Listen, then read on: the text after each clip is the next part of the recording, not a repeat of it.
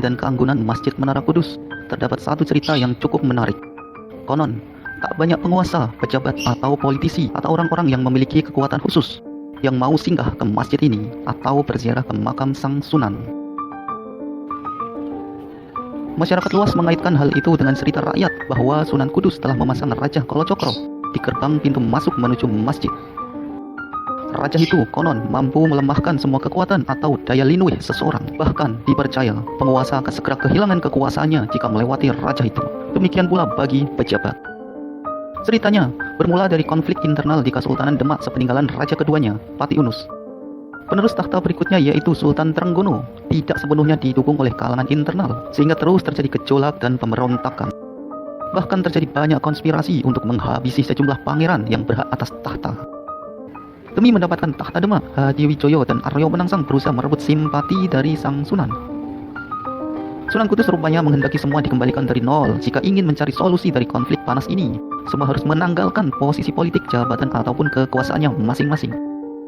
Karena itulah beliau memasang Raja Kalacakra untuk menihilkan semua kekuatan, kedikdayaan, dan kekuasaan kedua pihak yang berseteru itu. Raja itu dipasang di pintu masuk Panti Kudus, sehingga siapapun yang masuk dan melewatinya akan terkena daya dari raja yang dipasang oleh Sang Sunan yang terkenal kesaktiannya itu.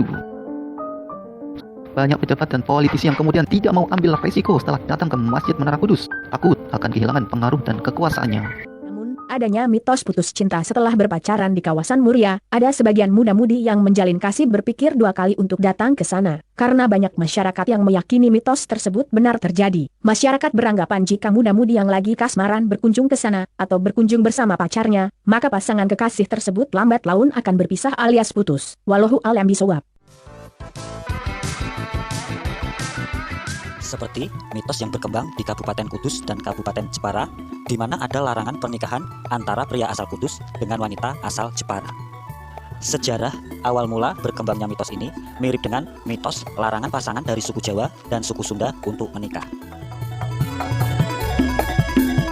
Demikianlah sejarah cerita tentang asal mula mitos larangan pria Kudus menikahi wanita Jepara. Buah parijoto juga dimitoskan bisa membuat ganteng dan cantik bayi bila dimakan oleh ibu yang hamil muda.